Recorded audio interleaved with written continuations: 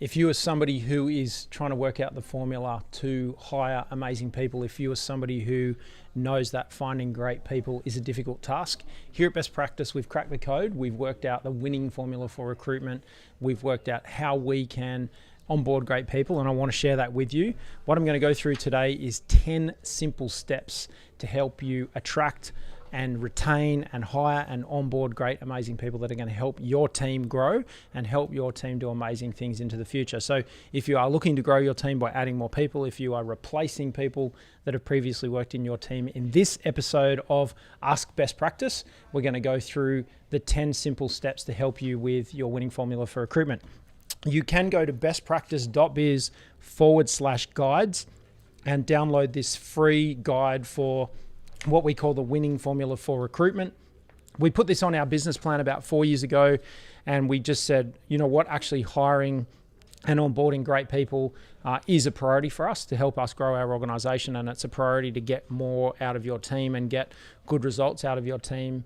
So equally, if you're somebody who is going for a role, if you're going to join an organization, you could understand what the 5-star best practice version of recruitment looks like and what is the procedure or process that you are going through. So if you have been through this pandemic applying for roles or going for roles, or you're thinking about making your next career move, then you can download this guide and understand the process that you're going to be going through and the steps that the organization, in theory, if they're implementing best practice, should be going through. So in most cases, I'm hoping that this is not unsolicited advice. I hope I'm helping you. So it's always our goal here at Best Practice to be helping you with great content.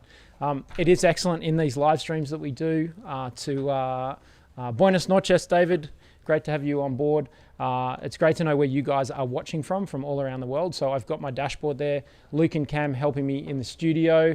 Emily's taking pictures for Instagram. So if you aren't following us yet on Instagram, please go right ahead and check out the Kobe Simat, or find me and follow me on Instagram. We're quite enjoying getting some great posts up, everything that's going on in the background and behind the scenes here at Best Practice. So I'm going to get into this. So let me know where you are watching from. Vanessa has done us a favor and she has posted the link in the comments on both YouTube and on LinkedIn. We are live on YouTube and on LinkedIn, and I believe we're also live on Facebook. So you can go right ahead and click on that link, and that'll get you straight to this guide. It's free to download. There's no sales in it. We do have a recruitment team here at Best Practice. If you would like assistance with recruitment, we have a team of recruiters here at Best Practice. And more importantly, we also sell a psychometric testing product that you can buy from us. It doesn't matter where you are in the world, you can reach out to us. We can help you with recruitment. We do all of our recruitment online. We do it virtually, using a whole bunch of great tools and products to help us with that, which I can talk about. Okay, let's get into it, because what I really want to do in this session here is let me know where you are watching from all around the world. I really want to help you with this video. So if this is a video that you can save and come back to later on, I'm going to go through the 10 steps, or the 10 most important steps that I think are part of the winning formula that we've refined here at Best Practice over the 16 years that we've been running this particular business. And you know, I guess this is a result of the last 20 years of, or probably 25 years of my career, but something that we have refined. So when you get to the contents page, there's a lot of value in this guide for you guys. It's obviously, you can click that link and download it right now.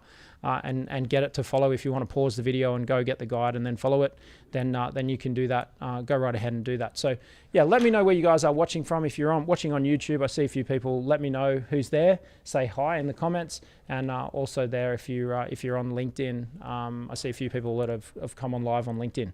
Okay, look, I guess at the end of the day, we want to get the right person in the right seat.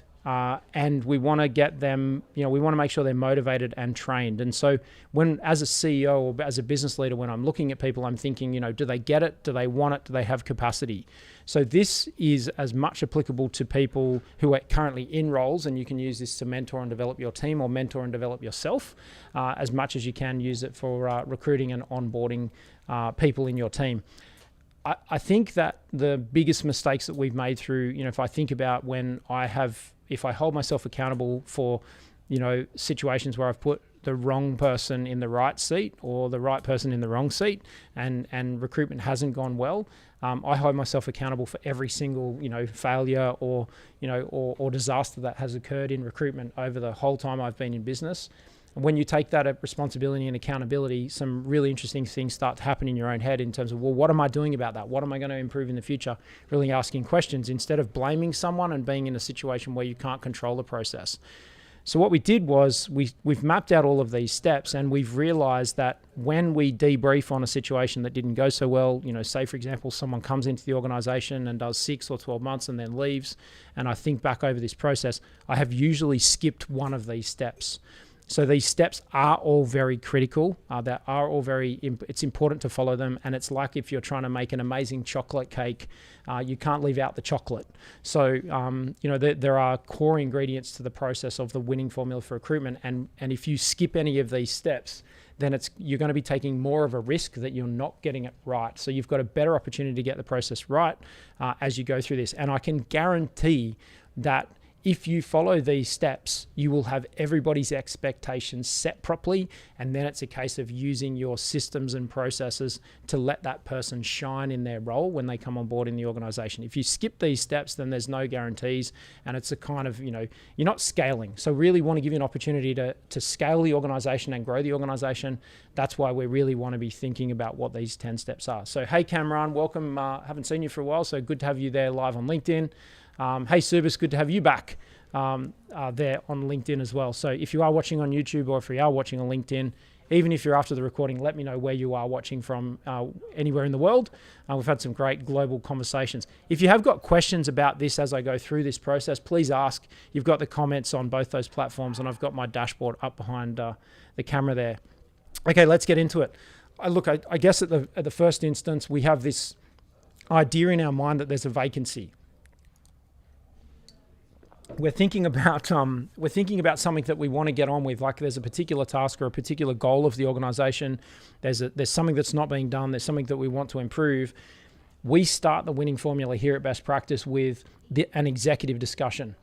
And it really is about the key managers of a particular part of the business having a discussion about, hey, we think that there's a need for more resources. There's a need for another person to come on board, either to fill a vacancy or to do another task because the organization is growing, or there's been innovation, there's been changes. We've got to start bringing people on board. So we have an executive discussion here at Best Practice. When we have been in situations where we've done it, where we've had those discussions in isolation, then we've had a situation where, maybe other managers from other directions and other angles and other parts of the business, they've got a different view, and they can start to understand, well, where do we put this person in the business? So it gives you an opportunity to start the process with an executive discussion. Here at Best Practice, that would be in our weekly executive team meeting. It happens on a Thursday for an hour, or it might be if there are more roles, and here at Best Practice, we're planning about 15 brand new roles. We would have that in a quarterly session. So we would talk about it in the quarterly session. It allows the finance team to go on budget for that. It allows the sales team to understand what uplift they need to do in revenue to allow those people to come on board, so that we've got money coming in to pay their salaries and wages.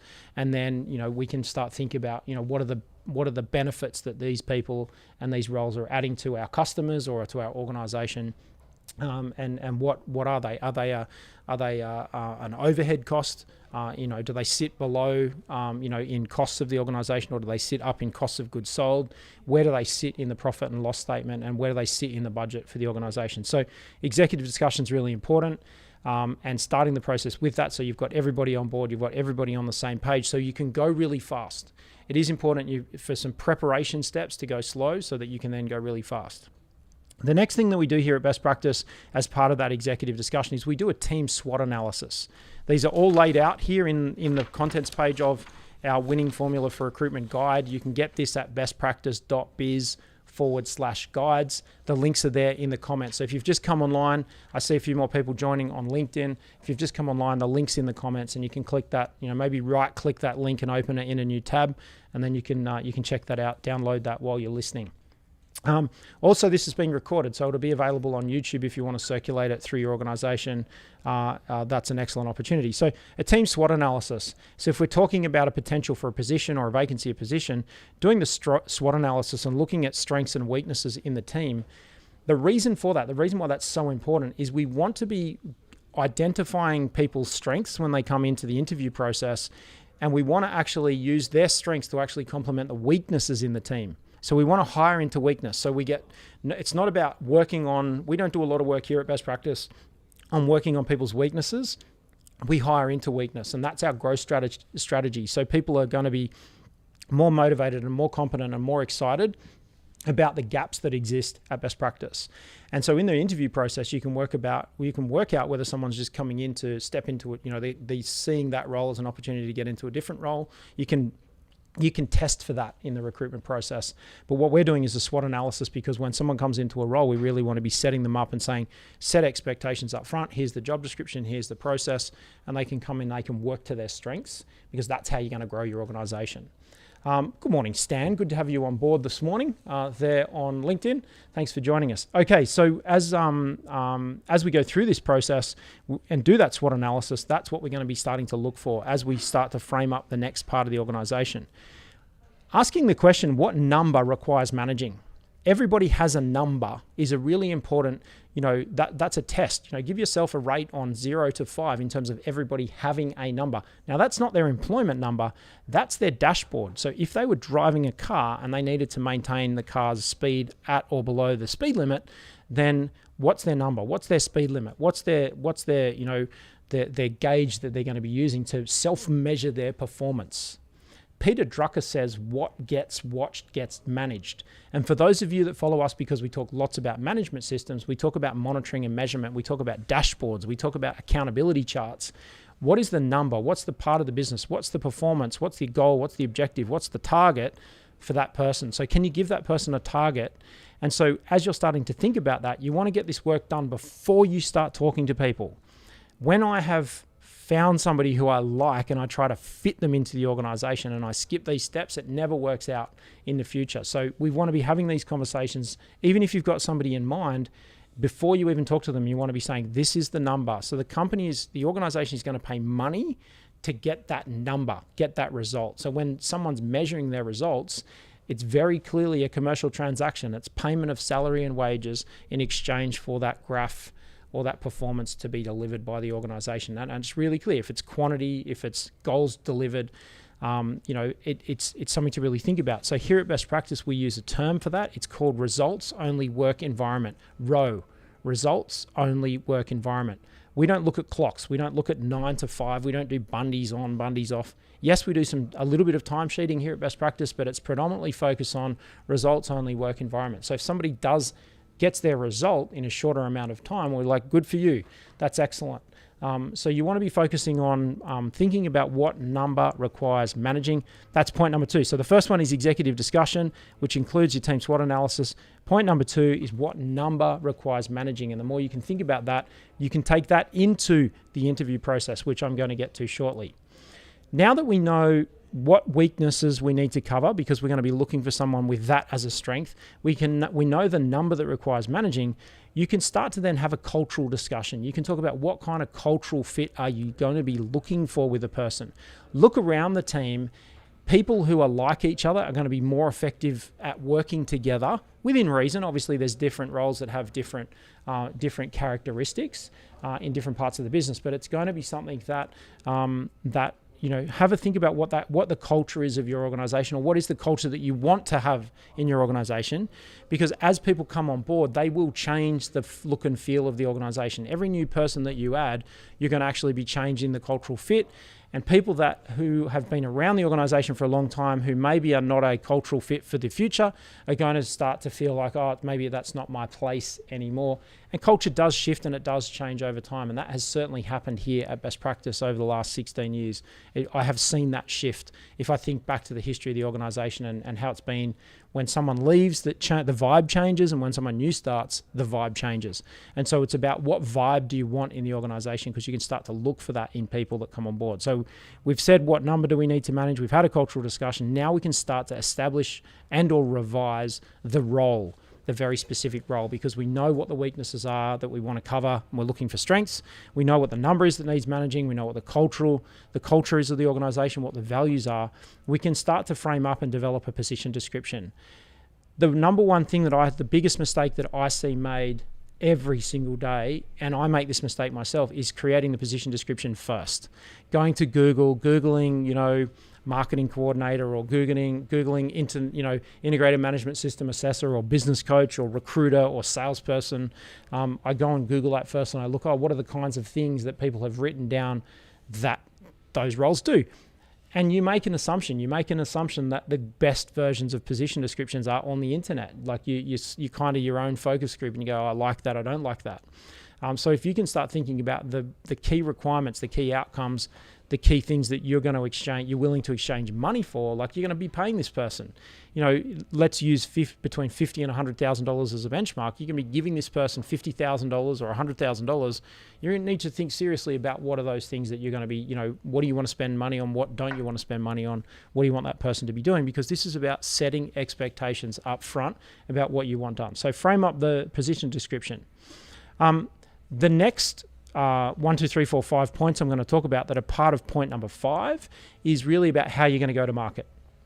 Here at Best Practice, we have specialist recruiters. They do our in-house recruitment, and we also, we let you guys use them as well. So some of you will have met the recruiters that work here at Best Practice in Best Practice Talent. But they're predominantly here to help us grow our organization. And then we can basically, you guys can actually hire those people to help you because they follow this winning formula every single day. And if you come to them with a position description, they will ask if you have done the pre-steps. And if you haven't done the pre-steps, they'll send you away and they'll say, go do that because we really want to help your organization grow and scale and bring on great people, bring on amazing people. And if you skip these steps, you don't get amazing people. You can't look back and those people are remarkable in what they've been doing for your organization.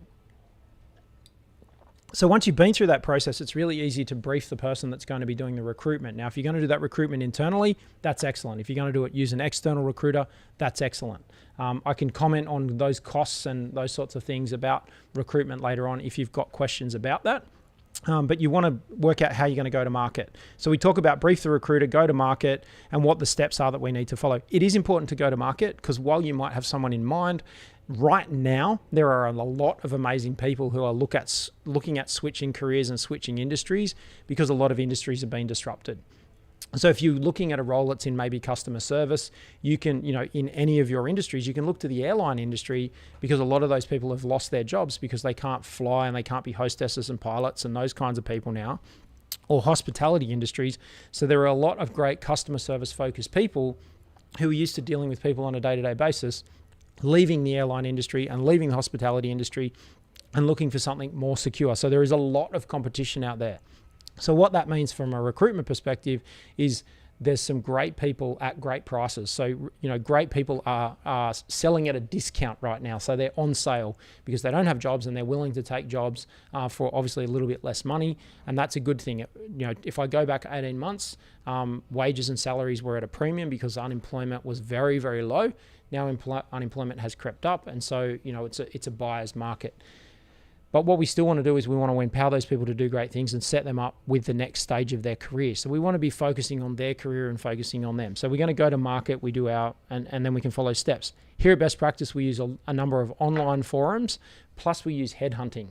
I use LinkedIn a lot, organically use LinkedIn a lot to search for skills. So once I know the role and I know the position, then I can start searching skills and I can think about the very specific things that I require here at Best Practice. And I know there's a number of people that watch these videos that, are fans of Best Practice.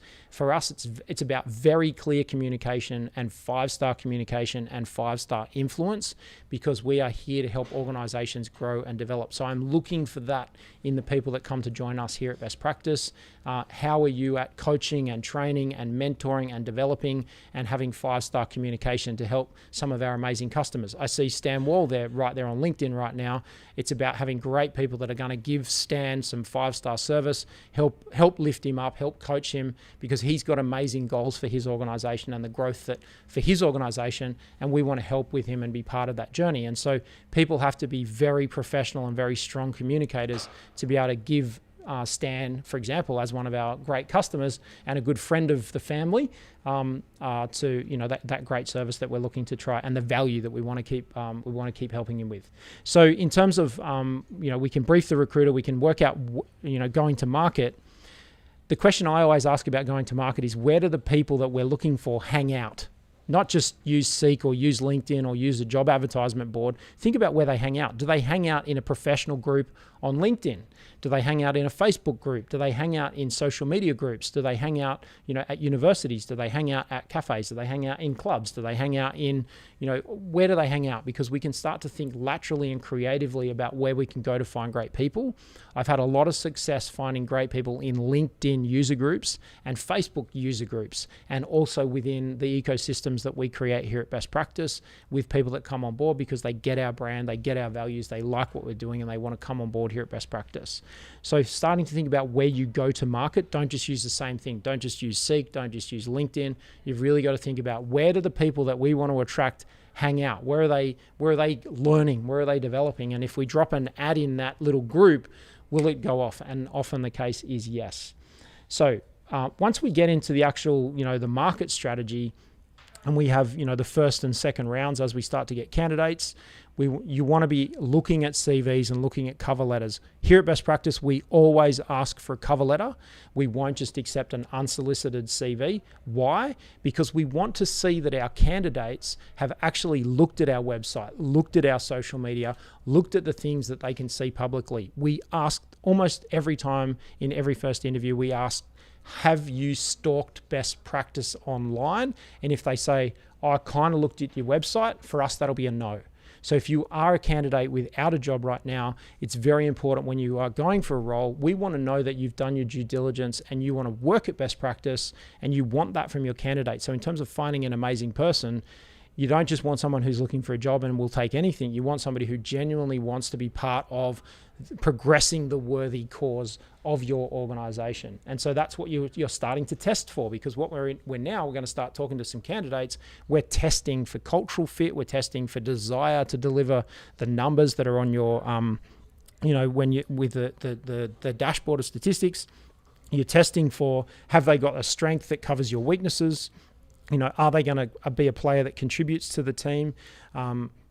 That's what you're starting to test for, because you're testing for, are they an amazing person? I promised I would give you the 10 steps to bringing amazing people on board. It's right now. We've set ourselves up properly to get ourselves very clear on what we want. Now we're starting to identify what are the criteria of an amazing person, and maintaining high standards, not letting subpar people into your team. So we have A players, B players, and C players.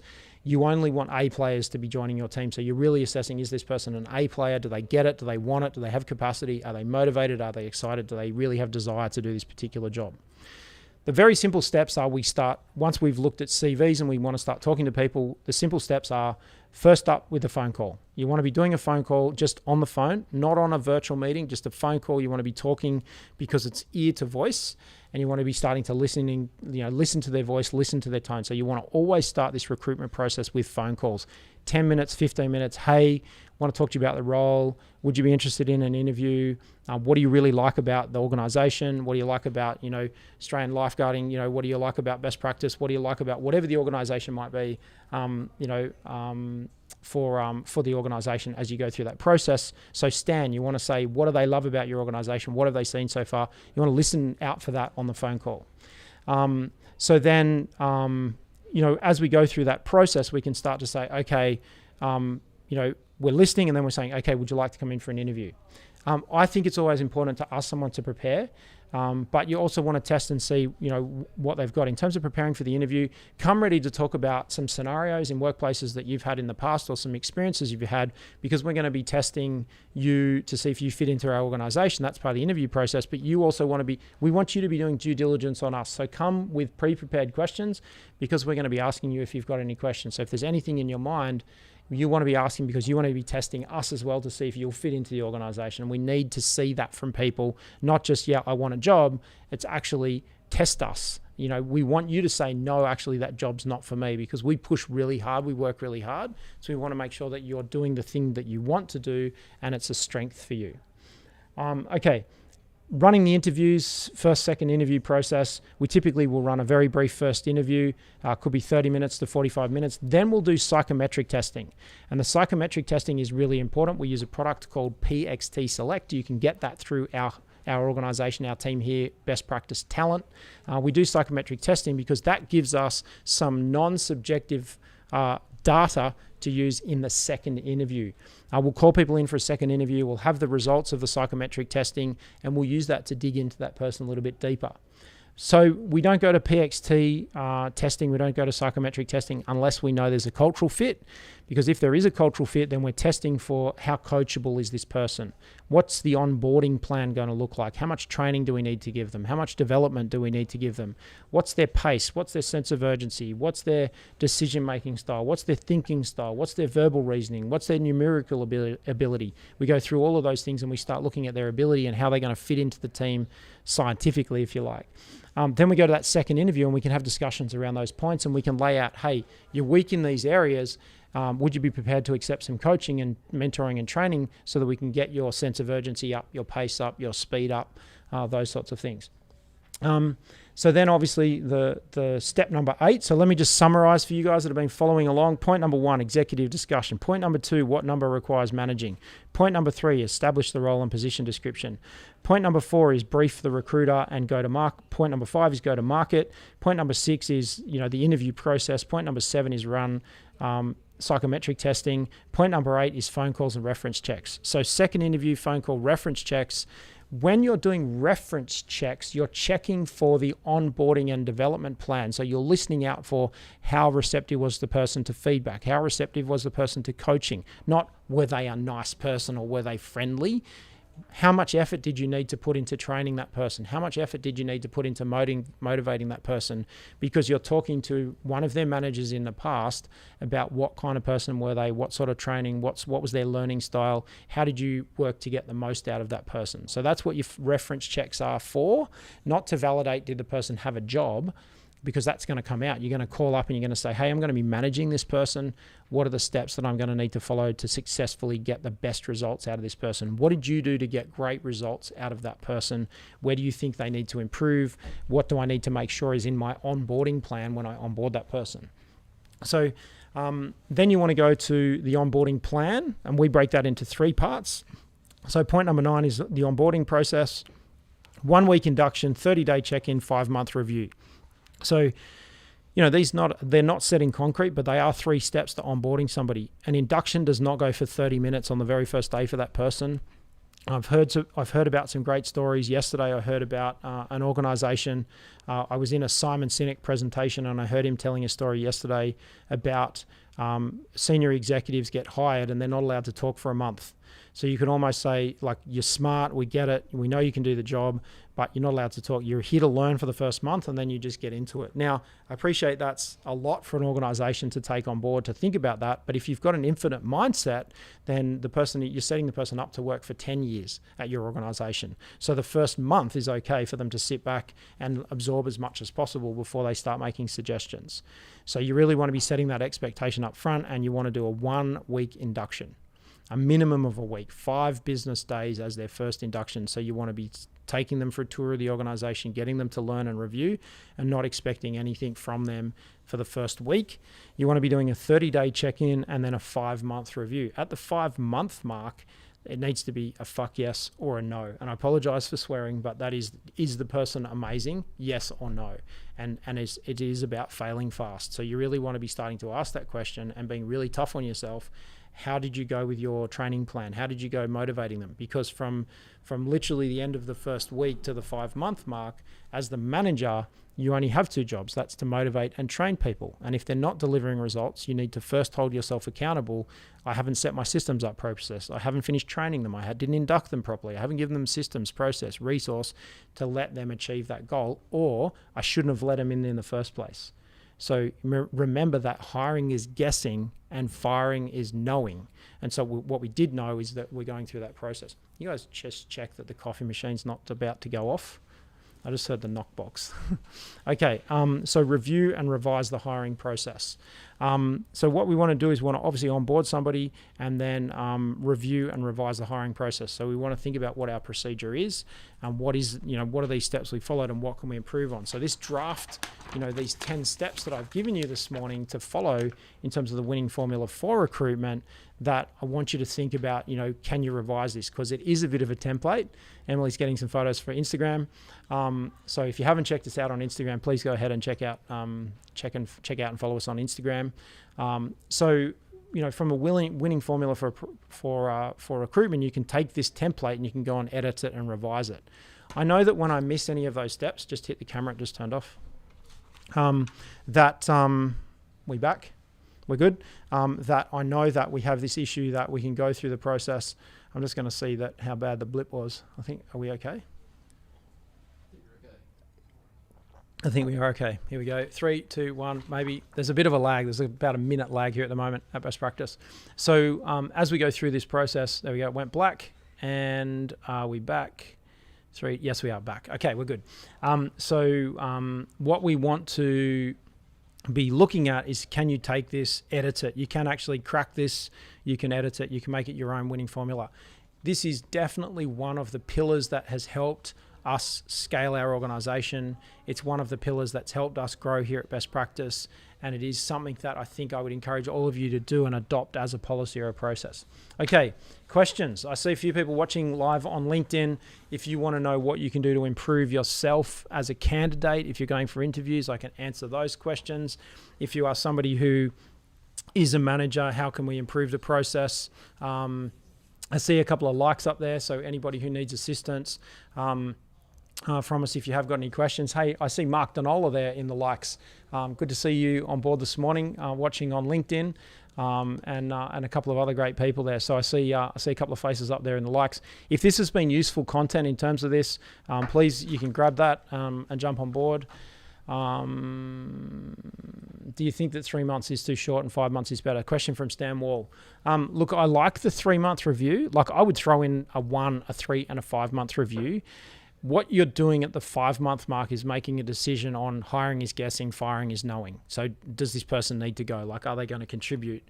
So I've recently been thinking about, I've got this kind of, I'm running experiments all the time. Like, I know that I'm bringing people on, and we're taking the first 8 weeks to figure each other out. And then we're, at the 3 and 4 month mark, we're starting to think about, what's relevant for the organization. Is it looking like it's going to work? And so I think at the 3 month mark, you can, look, actually, here's a really good point about 3 months, Stan. I know there's a 120-day slump.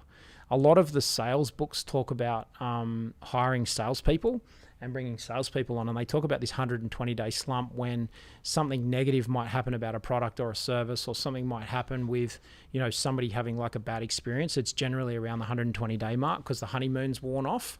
The new job sort of has worn off and they've been there 12 weeks. And I think it's good to check in and know that that's going to come. So something negative is going to happen around about that 3 month mark for that person. And I think being close to them and deploying some empathy and making it super high touch and super one-on-one, knowing that that person's world's going to get a little bit rocked. It might be the first negative conversation with a customer, or something goes wrong, or they don't get what they want in a meeting as they're starting to ask for things. And I think that happens with a lot of people. And so I think 3 months, I would add that in. So adding in the 3 month step is instead of having it as an alternative, but you definitely have to have the 5 month conversation, because that's really about, actually, I don't see that this is going to be, this isn't going to be working in the long term. So Stan, I hope that helps you there. I haven't got many other questions. Anybody who's watching live on YouTube, any questions for you guys on YouTube? I see a bunch of people there. Even if you are best practice people, I know a bunch of the best practice people get on and watch the live streams. Even people watching on best practice, if you're listening, hit the comments there, hit the like button, and also if you have got any comments, let me know, so I can see the live stream of comments. So I hope that's helped. What else can I quickly talk about? So there's a couple of things I wanted to talk about. The PXT product that we use, the psychometric testing product. You just reach out to our team here at Best Practice on the live chat on our website. Joseph or Abe or Serge can get back to you and talk to you about the psychometric testing. They've all done it. They've been part of the process if you want to ask about it. Kelly John Woods can help you with a sample report. That is definitely something that I'm using. It gives me a team report. We're using it to help grow people and develop people in our organization and fulfill their roles more effectively. So we do ask most of the permanent team members here at Best Practice to do that test, because we then use it as a coaching tool. And we work out, the system tells us some other strengths and weaknesses. And more than anything, it brings individual people's self-awareness levels up, because the system talks about it. It's not just my opinion, it's them thinking about it. So, and they can read the report. So it brought a lot of self-awareness for me around, I like structure but I also have very high pace. It also helped me with, hey Lee, good to have you on board there on LinkedIn. Thanks for the comment.